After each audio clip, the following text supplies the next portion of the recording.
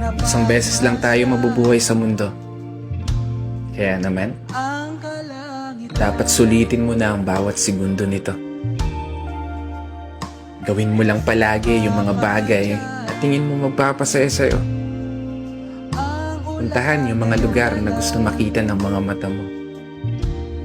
Kasi isang beses lang, oo, isang beses lang, tayo may pagkakataon dumaan sa kalsada ng buhay na hindi mo na mababalikan. Dahil habang tumatanda tayo,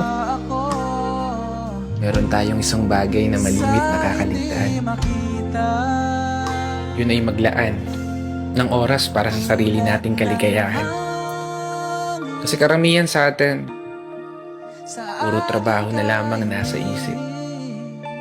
Sa pagtulog na lang dinadaan yung pahinga habang namamasyal sa panaginip.